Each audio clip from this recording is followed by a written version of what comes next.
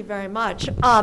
Let me just make one comment. I want to say I can't think of a better way to inaugurate the opening of this China-U.S. Institute than having such a conference. It covers almost everything, and I want to congratulate the organizers. We now have a panel that is going to be very different from what we've had before, but extremely important. And of course, this deals with cultural and intellectual trends. And our first speaker is Geremie Barme, who comes to us from Australia National University. He's written a number of books on artists, on writers. He's now working on the history of Beijing. I can't think of anyone more well qualified to talk on this particular subject. And then our next speaker is Guo Liang, who's in the Academy of Social Sciences in Beijing. And his topic is something he's been working on for a long time, the internet in changing China. And our discussants, Orville Schell, it is unfortunate they didn't mention all of the books that Orville has written, many of them prize-winning books. He's the Dean of the School of Journalism at the University of California at Berkeley, and he's also now taken on this position as the head of the U.S.-China Institute of the Asia Society. How is he going to combine the two, I don't know, but it's very impressive. And then, of course, all of you know Stanley Rosen, who teaches here at the University of Southern California and heads the Center on East Asian Studies, and also the author of a number of books, some of them with his good friend and colleague, David Swide. So we will begin with Geremie Barme.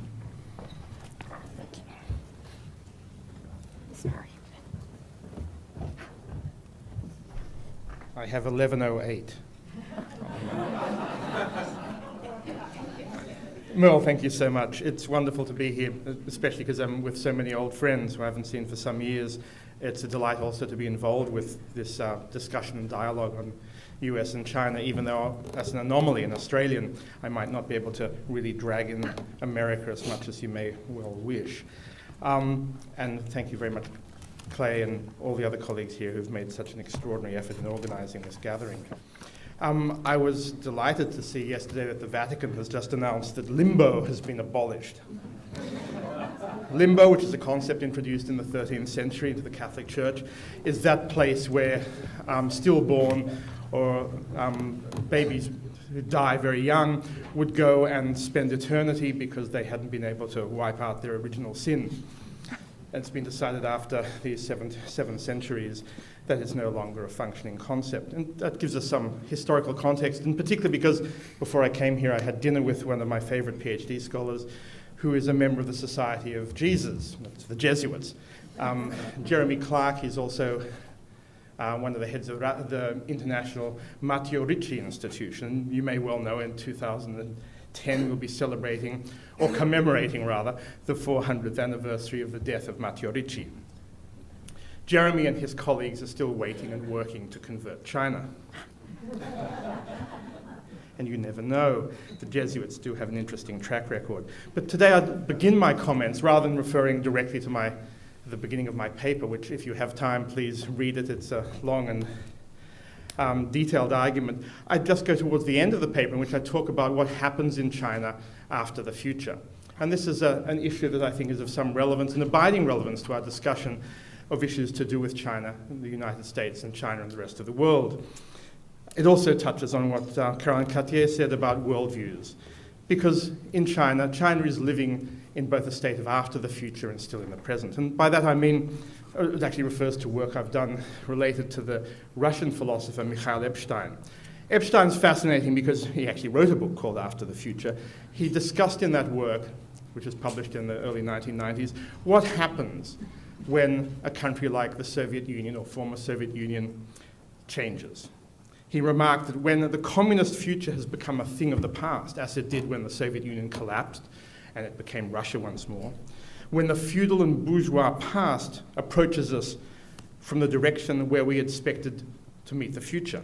That is to say, when the particular vision of the future in countries that pursued state socialism, which predicated itself on eliminating the vestiges of the bourgeoisie, suddenly becomes not a past, but a future.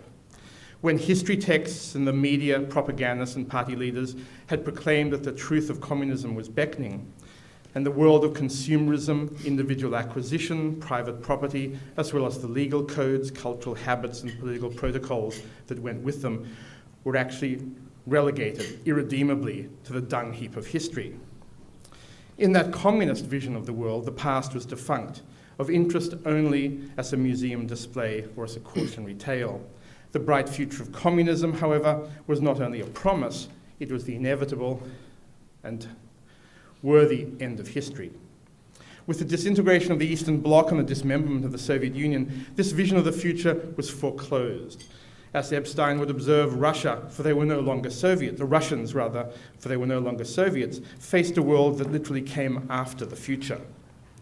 In other words, their present, as gauged from the 1990s, was one in which the ineluctable future promise of communism had now become an anachronism. Meanwhile, the long excoriated era of capitalism now took its place as a new, irresistible future.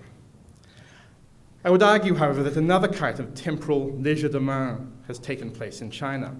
There, too, the traditional vision of state socialism has been ruptured, not by political collapse, but by a party-sanctioned economic reform.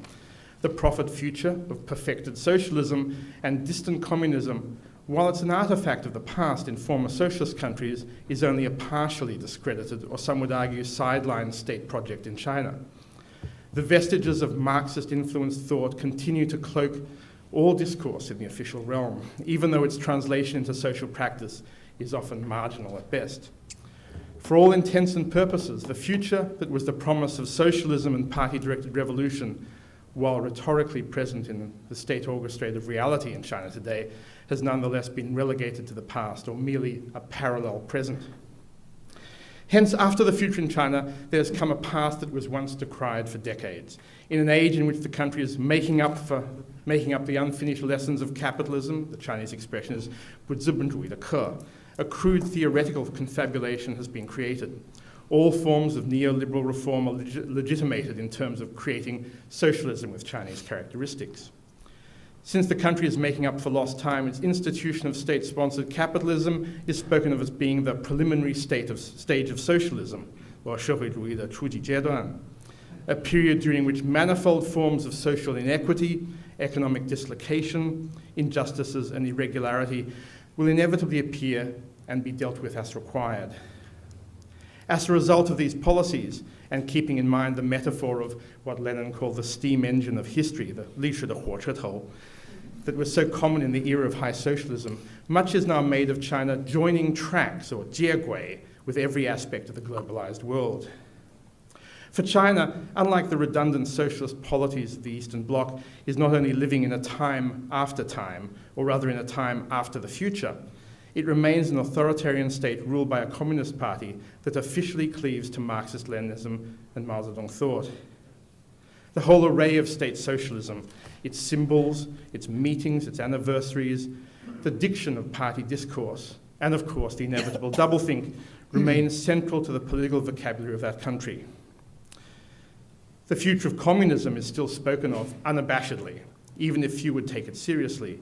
And the linear history plotted from the party's founding in 1921 through social strife, war, and liberation still leads inexorably to the present, even if its telos is not necessarily at the end of that line.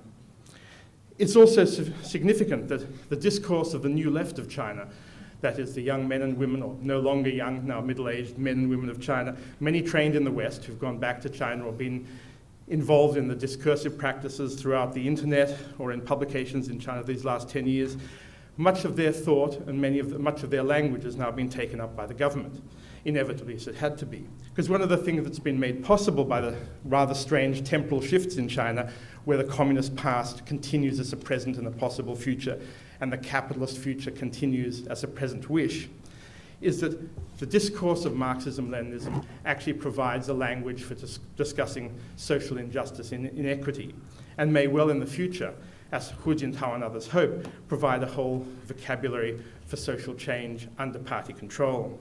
It's an interesting and beguiling situation. As you know, under Hu Jintao, money from the state coffers is being poured into socialist and party education, and into theoretical innovation within the context of party dogma, something that one can chide and laugh at, but one also has to take seriously. It allows the party to use that catchphrase of the Jiang Zemin era to advance with the times, as they say, 与时俱进. It's a catchphrase you hear all the time. Nonetheless, the commercialized media and popular taste make much of the past that the party can only hope to incorporate into its own historical edifice. And here again, Epstein comes to our aid as we think about the Chinese temporal condition. Epstein said, now that the communist future and the socialist present have become our genuine past, so that all of our history opens to us simultaneously, we have also all of the layers of history and all of 20th century humanity before us. The present may be chaotic, unstable, unreal, but we've finally come into possession of the past, or more precisely, it has come forward to possess us. In China, paradoxically, the communist future and the socialist present, as I've said, coexist with each other, pasts offering a different vista of historical pluralism. It is thus that China is experiencing revivals of histories past, histories that were suborned or suppressed or forgotten, and this is a process that has been unfolding now for some 2 decades. And much of my work has dealt with the revivals of historical periods, of figures, of thoughts, of actions and styles in China over these decades. Some of you may be well aware of the fact that the Tang dynasty is okay to talk about again, but also to be extolled, for it is the example of Chinese multicultural, multinational engagement with the world. Even the Mongol Yuan dynasty, long excoriated as being the invasion dynasty of little value under the communists, is now praised for its global reach and for its nature of being part of an international globalized economy. The greatness of the Han dynasty is celebrated unabashedly, as is that of the career of Han Wudi, the rather autarkic emperor of the Han dynasty. As you'll know, the multi-episode series about Han Wudi made 2 years ago was perhaps one of the most popular TV series ever screened in China. Similarly, the multi-ethnic empire of the Manchu Qing dynasty has come forth once more after 100 years of excoriation to be at the center of Chinese statist discourse.